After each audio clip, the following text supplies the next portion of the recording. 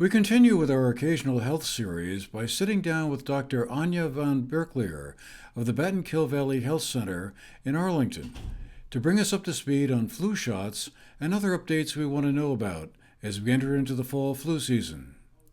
There's a new COVID vaccine also coming out, and a mosquito-borne virus known as EEE, or Eastern Equine Encephalitis, that hasn't made its way down to our corner of Vermont yet, but could. Here, Dr. Van Berkelier explains these situations for us. As we're entering the fall, that typically means flu shots are a good idea for people to stay up to date on. Is there anything new this year around the flu shot situation that people ought to know about, or is it simply, again, a case of going to a pharmacy or some location, or perhaps here, and getting the flu shot? So this year looks like, so far, knock on wood, an ordinary flu season, although you may have heard about the bird flu that's been transmitted to other populations of animals, and that's different. This year's flu shot covers the strains that have been circulating in humans in recent months, and so far, based on reports from the Southern Hemisphere, it looks like the current vaccines are anticipated to be a reasonably good match to the variants that will circulate in our community in flu season. And we recommend that people get their flu shot. Typically, October is a very good time to do it. We will be having a flu clinic here this fall, actually next week on the 25th of September. I don't know if this will be aired in time, but on September 25th at 18 Church Street, we have a flu clinic that's open to the public. And for anyone up to and including age 64, and then 65 and older, you have to be a medical patient in order to get your flu shot with us, because the payment rules are complicated around that. Flu clinic here. If you're a patient here, you can also call us to schedule a nurse visit for your flu shot. And all the area pharmacies seem to be carrying it already. And that's a very good way to get your flu vaccine as well. The guidelines this year are really anyone 6 months and older should get a flu shot. And if it's a child's first year getting their flu vaccines, they're actually due for unless they're older than 8 years old, they're actually due for 2 shots in their first season, 4 weeks apart, so that they can really build up that immunity before the flu season starts. So that's where things stand with influenza. And that season typically hits us in December or January, which is why we like people to be vaccinated in the late fall to make sure that they've got good coverage by the time strains start circulating. And I suppose somewhat related to that, we also have a new generation of COVID vaccines. How important is it, do you think, at this point for people to stay up to date on their vaccinations with COVID? I recommend it for anyone who doesn't want to get sick this fall. Honestly, there is a lot of COVID circulating, the disease, and the new vaccine has been available since about the last week in August. I got mine within 2 days of that. I was really excited. The reason is that there's so much of it going around. Some people have a mild case and they just have the sniffles, but some people are really not well. And the collection of symptoms that people have seems to change from one variant to another, one illness to another. You don't want to go around spreading it to other people either. So I do recommend that everyone who's in an age group that's eligible for it actually get it, particularly people over 70, who like every year after 70 seems to add a considerable increment of risk to it. But certainly all of us can benefit from it. No one, use your time off for vacation. You don't need to spend it being sick in bed.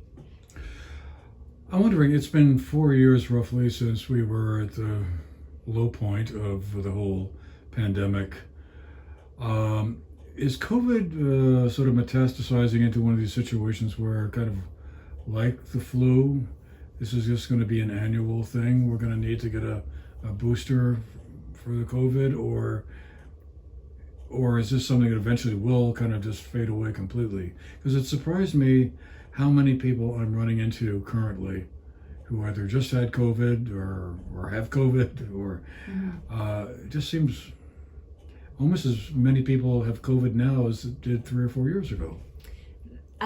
Well, so I think there are a few things built into that question. One is that our little corner of Vermont saw COVID very late in the game. We were really well insulated in the beginning, and so we didn't see a ton of cases in the first year of COVID. It wasn't until 2021 that we had our big surge in January, if I recall, or maybe December of the previous year. And so, I think that some of the initial uptick here in Vermont was never as high as it was in other parts of the country. But I would say I do expect that new variants will continue to evolve. That's what all biology is, right? It's the survival of the fittest, and the fittest virus is the one that goes on to replicate itself. So I do anticipate that we will likely have further versions of the vaccine. The holy grail really would be to develop a vaccine that doesn't need to change with every variant, that has some core recognition, or that coaches your immune system into some core recognition to be able to fight the virus, whatever form it takes. And I know that there are manufacturers that are working on this, but that's not currently what's available to us. So right now we're looking at more of a flu-like pattern of different variants leading to different vaccines. And it hasn't really settled into a clear seasonal pattern for us yet, the way flu more so has. So that may still evolve as well as the virus evolves and as people's behavior changes also. And then finally, I wanted to ask about this EEE virus, Eastern equine encephalitis. Did I pronounce that correctly? You did. Wow. Should we be on guard for that sort of thing? Should people be careful? And I mean, one of the rules was to be inside after 6 p.m. and and then between, you could be up from 6 in the morning till 6 at night or something like that. Yeah. Being outside after 6 p.m. was risky. Yeah. So as you say, there were some cases in the northern part of the state along the western border, and that risk remains until the mosquito populations die off for the winter. So until we have our first frost, I would expect that people in those communities are really going to want to protect themselves from mosquito bites. Fortunately, I just checked them out before we got together because I wanted to be up to date. And as of right now, it looks like all the positive tests have really come back in northern Rutland County and points north of there. So our little community here seems to be less affected.